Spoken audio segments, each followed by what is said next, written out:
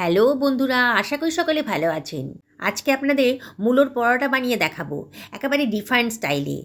Guarantee দিয়ে বলছি, এই ধরনের পরোটা আপনারা হয়তো আগে কোনো দিনই খাননি।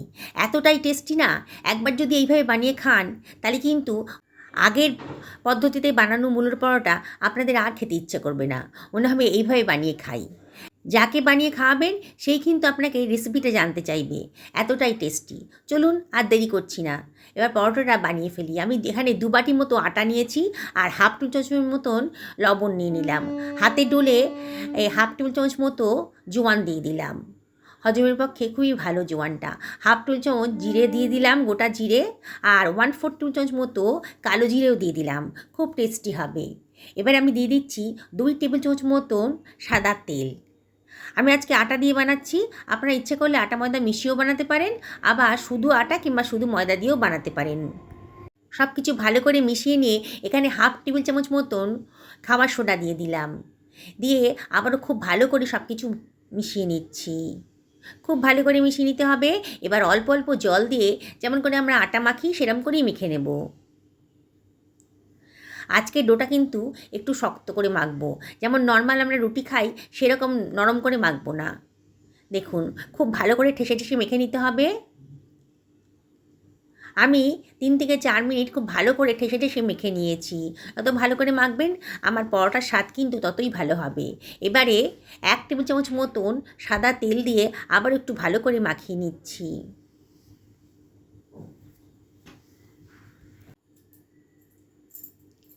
দেখুন, এবারে আমি এটাকে রেস্টে রেখে দিচ্ছি, বাকি অ্যারেঞ্জমেন্টগুলো এবার করে ফেলবো। আমি এখানে 1 কেজি পরিমাণ মূলো নিয়েছি। মূলোর ওপরের দিকের অংশটা কেটে বাদ দিয়ে দিচ্ছি, নিচের অংশটাও কেটে বাদ দিয়ে দেব। এবার মূলোর খোসাগুলোকে আমি ছাড়িয়ে নিচ্ছি। আমি এই মূলোগুলোকে আগে ভালো করে ধুয়ে পরিষ্কার করে নিয়েছিলাম। এবার দেখুন, আমি খুব পাতলা পাতলা করে কেটে নিচ্ছি, ছুরি দিয়ে খুব পাতলা পাতলা করে কেটে নিচ্ছি।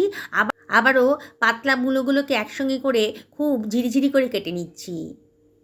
দেখুন আমি কিভাবে কাটছি, এইভাবেই কাটতে হবে।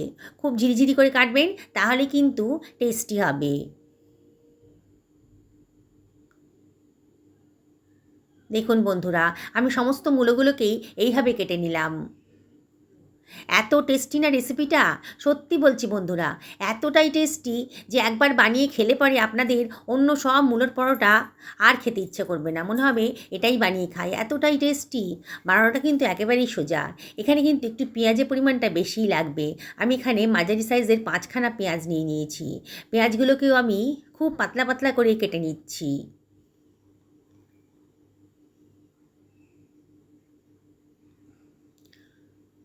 দেখুন বন্ধুরা, পেঁয়াজগুলো আমার কাটা হয়ে গেল। এবার সরিয়ে রাখছি। হাত দিয়ে একটু চাপ দিলে পরে পেঁয়াজের লাচ্ছাগুলো খুলে যাবে। দেখুন, এবার এটাকেও আমি সরিয়ে রাখছি।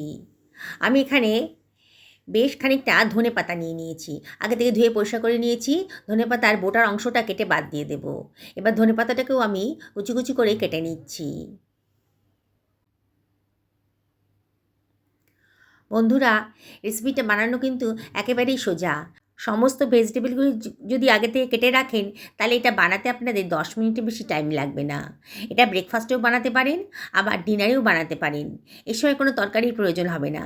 এখানে কয়েক কোয়া রসুন নিয়ে নিয়েছি, রসুনটাকেও আমি খুব ঝিরিঝিরি করে কেটে নিচ্ছি। কতগুলো কাঁচা লঙ্কা নিয়ে নিচ্ছি, কাঁচা লঙ্কাগুলোকেও আমি খুব ঝিরিঝিরি করে কেটে নেব। খুবই টেস্টি একটা হেলদি রেসিপি তৈরি হতে চলেছে। শীতকালে এই মূলোর পরোটা কিন্তু আমাদের বাড়িতে প্রায়ই হয়। এতটাই টেস্টি না, আমাদের পরিবারের সবাই খুব পছন্দ করে। আর যাকে খাইয়েছে সেও কিন্তু খুব পছন্দ করেছে। একটা ছোট বাটিতে 1 টেবিল চামচ লবণ নিয়েছি, হাফ টেবিল চামচ বিট লবণ নিয়েছি, 1 টেবিল চামচ চাট মশলা, হাফ টেবিল চামচ লঙ্কার গুঁড়ো নিলাম, আর নিয়ে নিলাম 2 প্যাকেট নুডলস মশলা।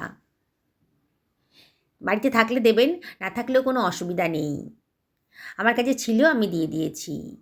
এবারে এগুলোকে খুব ভালো করে মিশিয়ে নিচ্ছি। খুব ভালো করে মিশিয়ে নেবেন। এই মশলাটা বানিয়ে রাখবেন, তাহলে আমার রেসিপিটা করতে কিন্তু খুব সুবিধা হবে। আপনাদেরও বলছি বন্ধুরা, এইভাবে মশলাটা বানিয়ে নেবেন। হয়ে গেছে, সরিয়ে রাখলাম। এবারে একটা ছোট বাটিতে আমি নিয়ে নিচ্ছি বেশ খানিকটা সর্ষের তেল। এটা কাজে লাগবে আমার। আমার মিনিট 10 হয়ে গেছে। আটাটা মাখা আছে, দেখুন আটাটা কতটা স্মুথ হয়ে গেছে। আবারও একটুখানি মেখে নিচ্ছি। খুব স্মুথ হয়ে গেছে আটাটা। এবারে এখান থেকে আমি কতগুলো লেচি কেটে নেব। আমরা যেমন রুটির লেচি কাটি, সেরম করেই আজকে লেচিগুলো কেটে নিচ্ছি।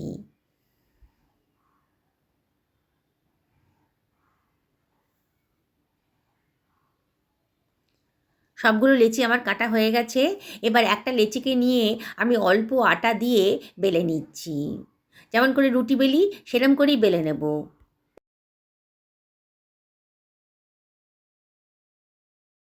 রুটিটা বেলা হয়ে গেছে, খুব বেশি মোটাও হয়নি, খুব বেশি পাতলাও হয়নি। এইভাবে আমি বাকি রুটিগুলোও বেলে নেব। আগে থেকে বেলা থাকলে পরে আমার বানাতে সুবিধা হবে। আপনারা শেষ পর্যন্ত ভিডিওটা দেখুন, আমি কেন এরকম করে বানাচ্ছি তাহলে বুঝতে পারবেন। দেখুন বেলা হয়ে গেছে, অনেকগুলো রুটি বেলা হয়ে গেছে। এবার একটা রুটির ওপরে আমি কেটে রাখা মূলোটা দিয়ে দিচ্ছি।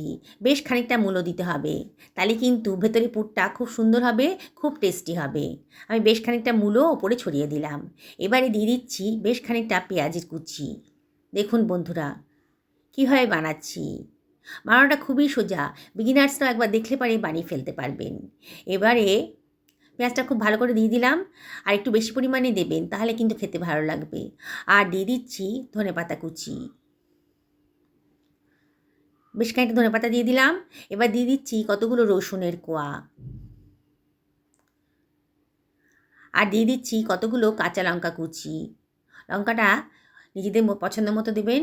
আর দিয়ে দিচ্ছি যে মশলাটা বানিয়ে রেখেছিলাম, হাফ টেবিল চামচ সেই মশলাটা দিয়ে দিলাম।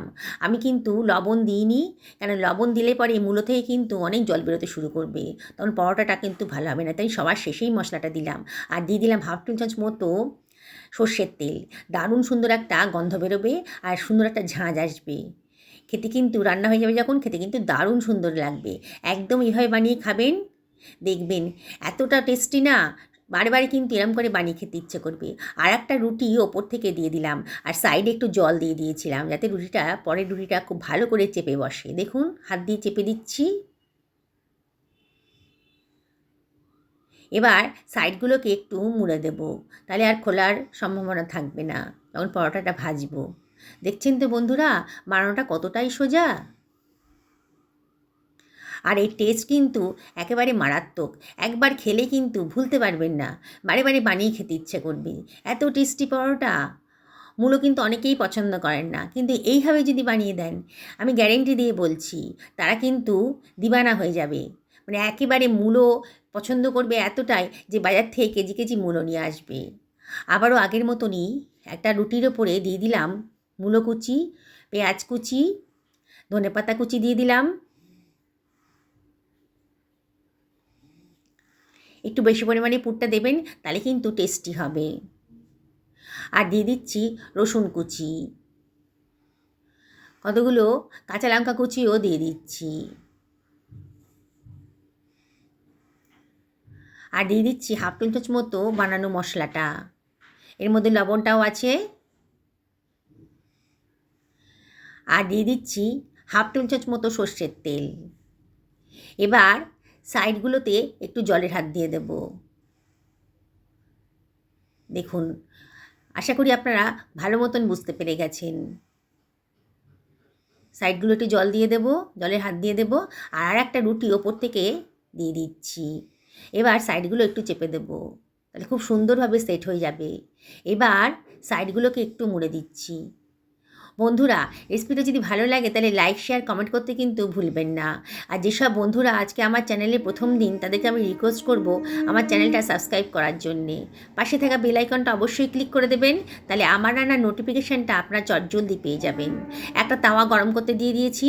এবার এই তাওয়ার ওপরে দিয়ে দিলাম বেলে রাখা পরোটাটা। খানিক্ষণ বাদে, এই মিনিট খানেক বাদে এবার এটাকে উল্টে দিচ্ছি। গ্যাসের ফ্লেমটা মিডিয়াম টু হাইতে রেখেছি। এবার একটু চেপে চেপে ধরবেন, সাইডগুলো ভালো করে ভাজা হয়ে যায়। এবার উল্টে পাল্টে ভালো করে ভেজে নেব। শুকনো অবস্থাতেই ভালো করে ভেজে নেব, তাহলে বেশি তেলের প্রয়োজন হবে না। অল্প তেলেই কিন্তু পরে ভাজতে পারবো। এবার হাফ টেবিল চামচ মতো তেল ওপর থেকে ছিটিয়ে দিলাম। ভালো করে লাগিয়ে দিচ্ছি ওপর থেকে।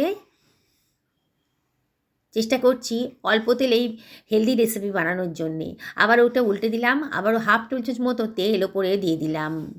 দেখুন বন্ধুরা, কত সুন্দরভাবে ভাজা হয়ে যাচ্ছে। এইভাবে চেপে চেপে ভাজবেন, তাহলে ভেতরটাও সুন্দর করে ভাজা হয়ে যাবে। দেখুন সুন্দর একটা কালার চলে এসেছে, বোঝাই যাচ্ছে যে আমার পরোটাটা ভাজা হয়ে গেছে। এবার এটাকে আমি সরিয়ে রাখছি। আমি আর একটা পরোটাও আপনাদেরকে ভেজে দেখাচ্ছি। দেখছেন তো বন্ধুরা, কতটাই টেস্টি একটা রেসিপি তৈরি হতে চলেছে। অবশ্য আপনারা যদি না বানিয়ে খান তাহলে বুঝবেন কী করে এর টেস্ট। তাই আপনাদেরকে রিকোয়েস্ট করছি, একদিন অবশ্যই এইভাবে বানিয়ে খান। মূলোর পরোটার তো অনেক রেসিপি আপনারা খেয়েছেন, নানান ধরনের মূলোর পরোটা বানিয়ে খেয়েছেন। আজকে আবারও রিকোয়েস্ট করব যে আমার মতন করে বানিয়ে খান। দেখবেন অন্য সব মূলোর পরোটার রেসিপি আপনাদের ভালো লাগবে না, কারণ মনে হবে এটা দিয়েই বানিয়ে খাই। যেসব বন্ধুরা আজকে ফেসবুক থেকে দেখছেন তাদেরকে আমি রিকোয়েস্ট করব আমার পেজটা ফলো করার জন্যে। দেখুন কথা বলতে বলতে কিন্তু আর একটা পরোটাও আমি ভেজে নিলাম। এই একইভাবে আমি সমস্ত পরোটাগুলো ভেজে নিচ্ছি। এটা রাতে ডিনারেও কিন্তু খেতে পারেন, কোনো তরকারির প্রয়োজন হবে না, এতটাই টেস্টি। একটা সার্ভিং প্লেটে আমি এটাকে সার্ভ করে দিচ্ছি। তাকে খাওয়াবেন না বন্ধুরা, গ্যারেন্টি দিয়ে বলছি, জানতে চাইবেই যে কেমন করে বানিয়েছেন এত সুন্দর রেসিপিটা। দেখুন আমি পরোটাগুলো সার্ভ করে দিয়েছি, কত সুন্দর দেখতে লাগছে। অল্প তেলে অল্প মশলা দিয়ে কিন্তু আজকে পরোটাটা রেডি হয়ে গেল। এখনও যথেষ্ট গরম আছে, তাই আমি আপনাদেরকে একটা ছিঁড়ে দেখাচ্ছি। দেখুন কত সুন্দরভাবে ভাজা হয়ে গেছে, ভেতরে কিন্তু পুরে ঠাসা, কোনো ঝামেলাই নেই। দেখুন ভেতরে পুরে ঠাসা। দেখুন এখন অনেকটা গরম আছে। আবারও রিকোয়েস্ট করব, নিজে বানিয়ে খান, সকলকে খাওয়ান, সুস্থ থাকুন, ভালো থাকুন, নমস্কার নেবেন।